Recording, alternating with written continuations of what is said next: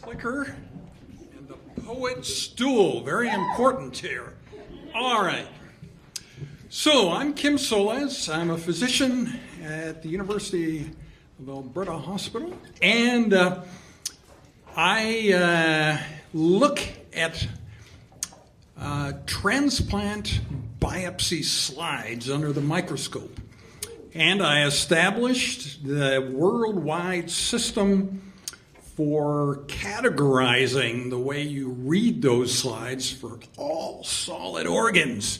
And what does that mean? It means like kidney and liver and pancreas and small bowel and heart and composite tissue graft, which is like hands and faces and stuff.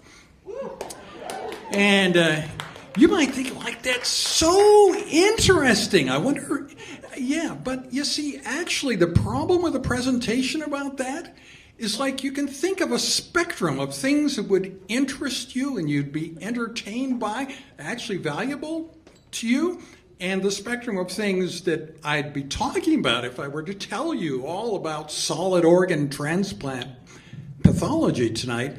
And actually, those two things don't overlap at all. So that's not what I plan to do. What I plan to do is to tell you about various surprising and unexpected challenges and ways that I have found unique strategies or surprising strategies to deal with these challenges in my professional life. And maybe some of that would actually overlap with things that may be valuable to you, because maybe you can find, analogous things in your own life. So that's the deal tonight. And So Steve Jobs, he said, the only way to do great work is to love what you do.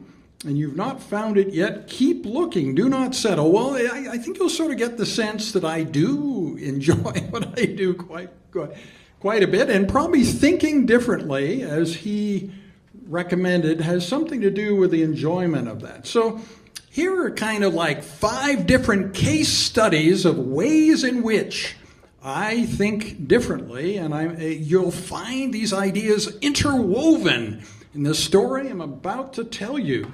First is, the end is not the end. Had you ever thought of that? Or empowering young people. How cool is that, eh? The power of poetry, not being blindsided by the future. And then this ancient concept of turtles all the way down. And you may think that I think that turtles all the way down is like the coolest concept ever, and that I can keep your interest in that for many, many minutes. But I actually don't think so. I think that because it's of only transient interest, you need something else. And those two something else's are the idea of the musical spy, being a spy on Hot 107, young thinking, and the polar opposite alter ego. And that's maybe something you hadn't thought about. Could you find in your life somebody who's exactly the opposite of you and gain some insights into things that way? Okay, so now, who am I? Well, inside, I still feel like I'm this guy.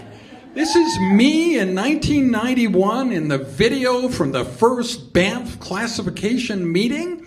And, I may look a bit different, but I still feel like I'm the same guy inside. And that was a very small meeting. Here is the Trans-Canada Pipeline Pavilion, the Banff Centre, which is the place that we held that meeting.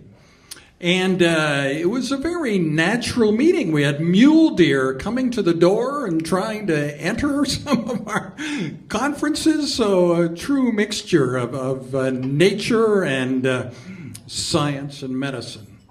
Okay, and the poetry began innocently enough. We just thought, we need some entertainment. And in 1999, we thought, well, why not poetry, We had no idea that this was going to change things in any way.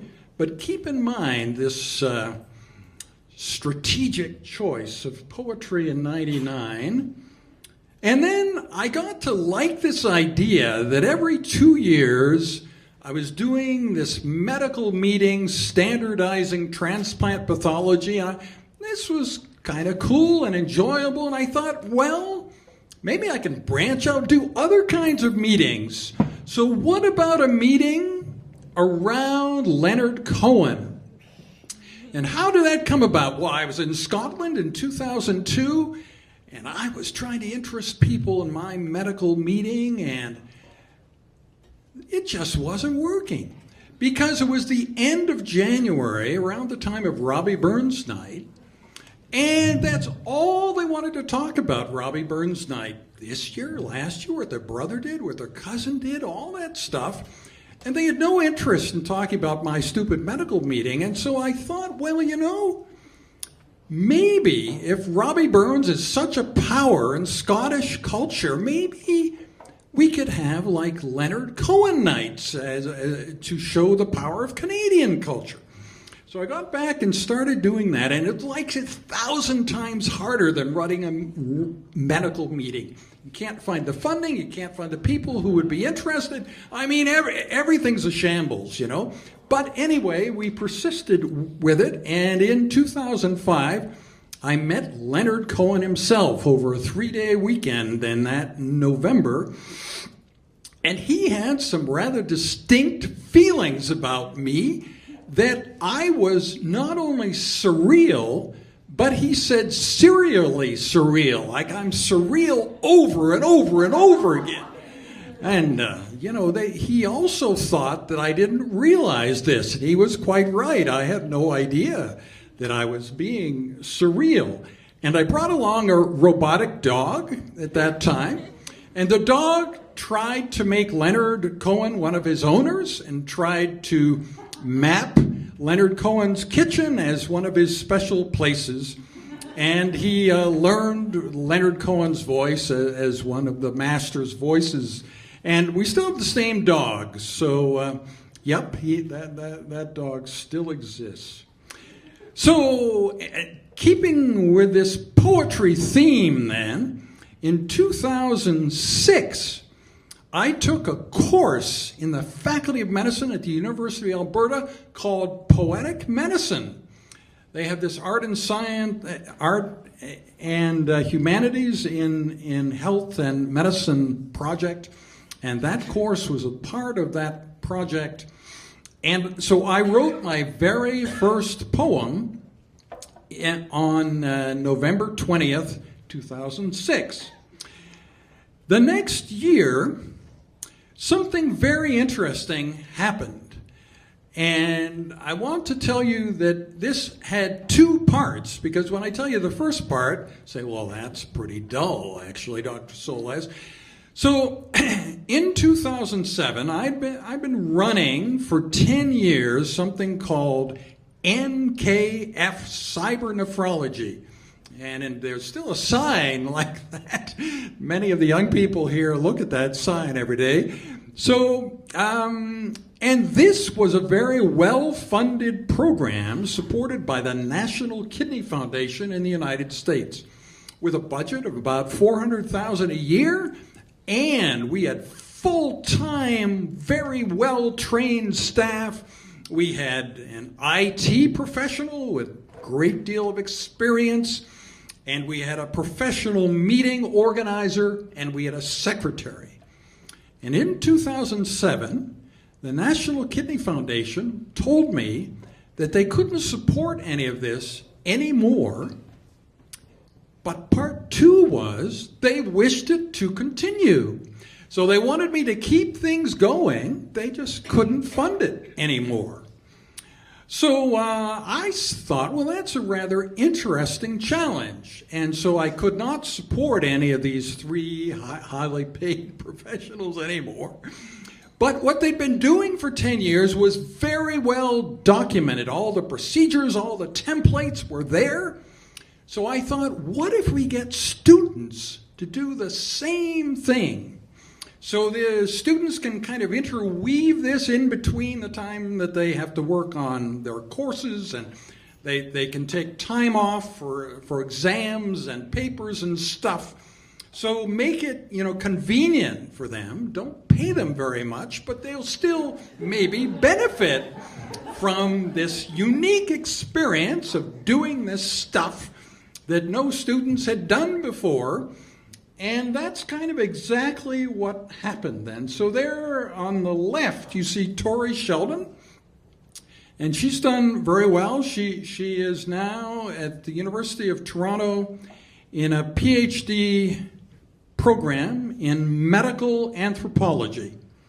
And then she mentored another student, and that student mentored. And so we have here tonight students who've been mentored by these two people. And so Akshatha Raghavir, who's now a medical student at the University of Alberta, was the second student who worked on these projects with me. So what can you think is the downside of having people smarter than you are and who may have better careers than you work for you at an earlier point in their career? It's like getting a famous artist painting before he's famous. So that's what really appealed to me about having students work for me, that the intellectual ferment that could come from their ideas would really be exceptionally valuable. And that has been the case over time. And it seems to have been good for the students also, as long as we gave their academic performance first priority and the project second. And so, what could possibly go wrong? What I'm about to tell you, you may at first think this went wrong because there was a young person central to it, but then if you think about it, this could happen to anybody. It had nothing to do with the fact that a young person was the central focus. And so what happened was, initially, this classification that I started with Lorraine Rackison in 1991 is called the Banff classification, and the meetings are called the Banff meetings. And initially, we thought that the world out there thought that Banff was a town. And because they thought Banff was a town, we had to have the meetings in that town. But eventually we learned that we had co-opted, we'd taken over the word Banff. And now most people in medicine believe this was a medical acronym. It must stand for something. You have to write it in all caps. And they had no idea that it was a town. And even some people thought the second F is not silent. So rather than Banff, it's Banff. So. And anyway, there are all sorts of misconceptions, but this led to the idea that we could have these Banff meetings anywhere in the world that we wanted to. And so in 2011, we had the meeting in Paris. And in 2013, this year, we had the meeting in Brazil. Or we were trying to have the meeting in Brazil, but toward the end of July, something happened which threatened the entire meeting process. The student you see there on the far right, Akshatha Raghavir, held all the knowledge for the meeting, the knowledge of everybody's travel, their reimbursement plans, their agenda while they were there, who was speaking when, the booking of all the rooms. She uniquely knew everything. Well, not you, but there were other students who knew some of this, but she knew more about it than anyone else. And the idea of her not being able to go to the meeting was going to be a big, big problem. Well, why wouldn't she be able to go? So in order to go to Brazil, as most of you know, you need a visa. So she sent her visa to the Brazilian consulate, and they installed a visa in her passport, and they sent her passport back by FedEx. She had sent it there by FedEx. They sent it back by FedEx, and it arrived at the loading dock of the hospital. And the FedEx package was signed for in legible handwriting by an identifiable employee working in the loading dock at University of Alberta Hospital. All good so far, right? Except that it then disappeared for 5 days, and the loading dock claimed they had delivered it. And they have this manifest. You're familiar with these manifests where it lists destinations of packages, and the people who receive the packages can put a signature there when they receive the package. The only problem with this manifest was there was no signature, because they had never successfully delivered it to us, but they claimed they had. And there seemed to be no amount of charming behavior or threats or anything we could do that would change their mind.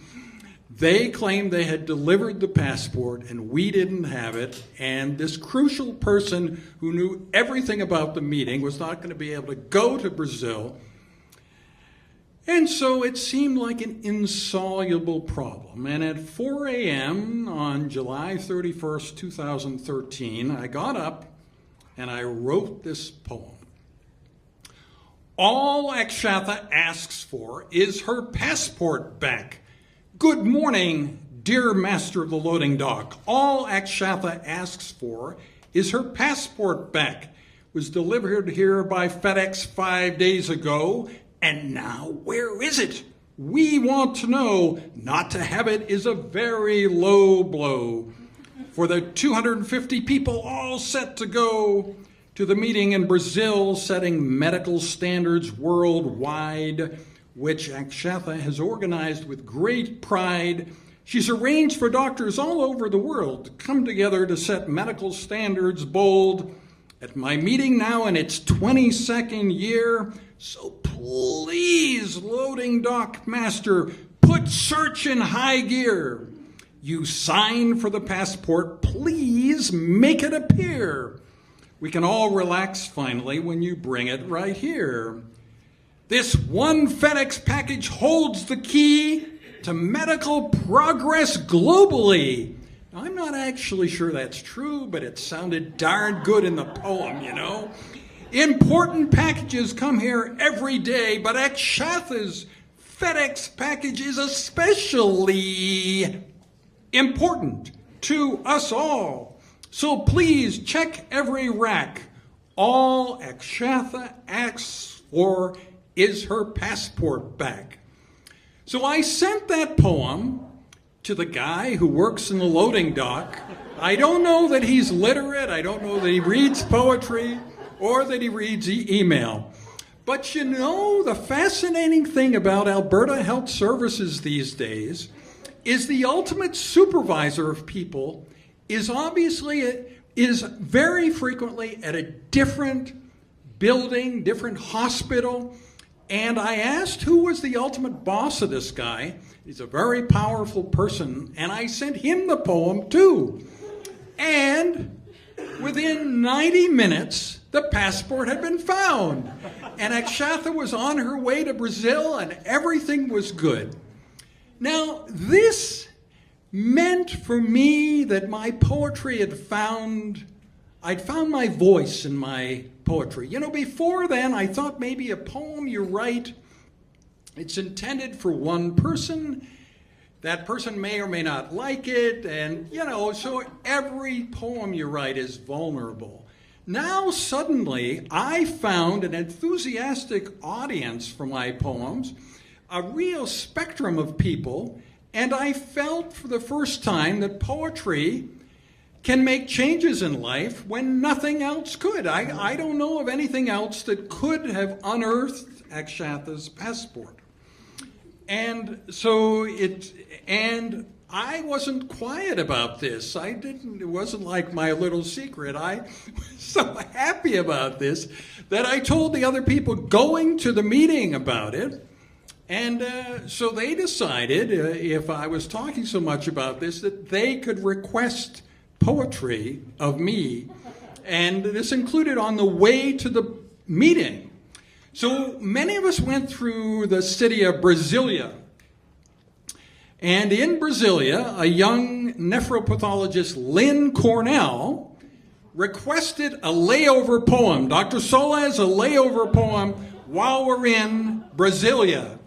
So in about a half hour, I wrote this poem. And I don't know if you'll feel that this relates to any experience you've had, but I hope it does. Poetry and the shrunken brain. Jet lag gives the brain a shrink, so one cannot quite normally think. But just like alcohol may lead to cleverness, jet lag could lead to howsomeverness that could be just the thing a poem needs. The outcome is uncertain because one must also factor in the hungry brain, the thirsty brain, not to mention the tired and unshaven brain, and the wearing yesterday's clothes brain. The aim should be to produce a poem super completely unlike its unkempt author, a poem that becomes increasingly alert and ungreasy with time, thus counterbalancing the progressive dishevelment of the guy writing the poem. The cleaned up and showered poem in fresh clothes and rested is a desirable endpoint here to be tested. And since that time, and you realize the time between July 31st and now is a very brief period, I have written a lot of poems. And one of the reasons for that is the spectrum of the audience is here. This is Akshatha Raghavir's younger sister, Aditi, and that's my father. And they are the age spectrum of people liking the poems. And so this has kind of been inspiring for me. I teach a course on the technological singularity. I've been interested in the singularity in music. And so this is interesting. It's the idea of what machines can do when they'll be smarter than we are. Machines can't write music that's as good as we can, but it can identify successful musical artists better than we can. And so I became interested in the idea of becoming aware of the new music, the music of young people. And so I began listening to the radio station Hot 107. I think none of you in this audience, you're all way too cool probably to listen to Hot 107. But the number of people listening to Hot 107 that caters to young people in Edmonton is much larger than whoever listens to the radio stations you listen to. And so, do you know, on Hot 107, every Friday, they identify somebody who likes them on Facebook, and they name the radio station after them. And we are planning such a gigantic celebration on the day that they name the radio station after me, because they have no idea that there are any old people or physicians listening. Now, we have this idea of animals, turtles all the way down, as something that would inspire people to think about the way that their own sector of activity relates to the world at large. But, you know, as I pointed out, that analogy only works for you for just a little while, and then your eyes start to glaze over and stuff. So we need something better, and that is the idea of the alter ego. So I'm introducing you here to David Crippen. Now, in 1994, David Crippen and I did similar things. Critical care medicine, he began all the internet resources, the email discussion groups, and stuff. And at the same time period, I began the internet resources in kidney medicine. But we are otherwise as different as any two people could have been. I was a very boring young person, except I got good grades. He, in the 60s and 70s, anything that your mind may trigger is characteristic of the 60s and 70s. He was deeply within it. He had long hair. He knew all about drugs. He went to Woodstock. All these things I didn't do. And in his email discussion group, They talk about everything under the sun. They talk about politics, they have humor, they have lots of off-topic discussion, and they have characters. People who you really look forward to them coming back. We don't have any characters. We don't talk about anything except kidney medicine. He's won many military awards, but not a single civilian award. I've won lots of civilian awards. I've never been in the military. He has his own rock band. He has many vintage motorcycles. He's written many books about his life. I haven't written any books about my life. I have no band. I don't have a motorcycle. And as I said, I was a very boring young person. There you see a picture of me at my high school graduation with my physician father straightening my tie and my physician grandfather looking on. I guess I've got good genes with all those doctors in the family.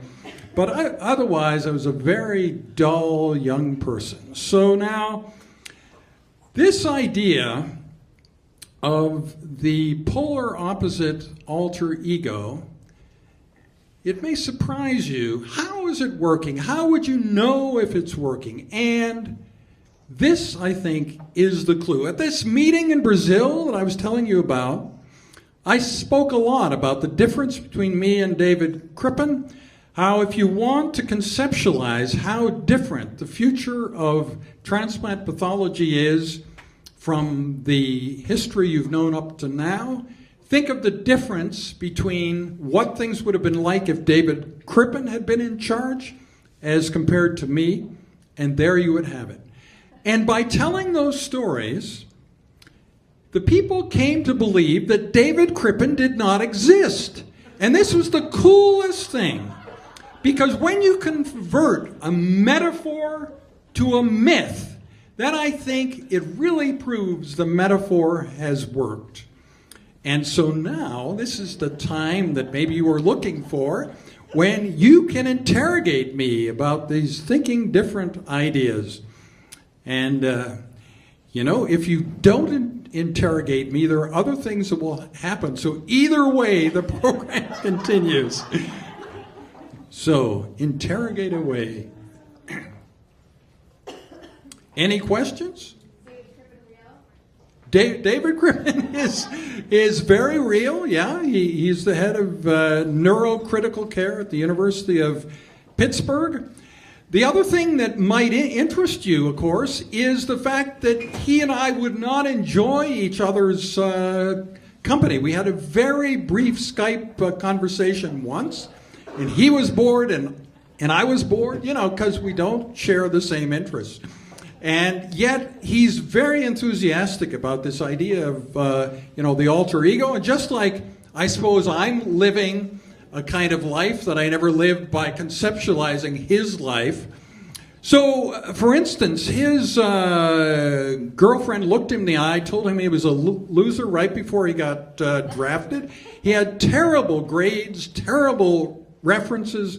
How did he get into medical school? At the University of Georgia, he was interviewed by a powerful person who thought, there's something about this guy that has promise. And even though he's got lousy grades and terrible references, and he flunked out of one college and was thrown out of another for administrative problems, what's the worst that could happen if just once in the history of the school we took somebody who doesn't fit any of the criteria and made them a medical student anyway? What's the worst that could happen? So that's what happened. They took him, and the rest is history. And that's very different, and much more interesting, of course, than the story of my own life. Other questions? Yes? You seem to be marrying art and science in a really interesting way. Yeah. A very different way. Are you getting any kind of pushback from either side, or can you tell us a story of something that's standing in your way or helping you? No, I think it helps. I think there are a lot of things that give me unique access to people. I've been generating consensus worldwide now for 22 years. In order to do that, you need to be using cutting edge, communications and to kind of know where the tech world is going. And straddling these various disciplines, I think, is the best way that I know of to stay in touch with all those various sectors. I would say from my perception that it's working very well. I don't know what the students think. There are a number of them here. They can tell you what it is like from their point of view. The other thing is, when you think about, empowering young people and assuming that the person who's working with you, who's much younger than you are, but is probably smarter than you are and has more promise than you, that's very exciting on both ends. And depressing. Yeah, but I think that's kind of the way I've always looked at things. And so, because I felt they have such potential promise, if we need a period of time where no work is done on my projects because they have exams or whatever, that's just absolutely fine. And that approach, nothing that I'm doing requires them to do something every day, every week. And of course, in the summer, in the holiday breaks, they work very hard. And they're very enthusiastic because they sense they're doing something no other young person anywhere in the world is actually doing stuff like that. So that's kind of how it works.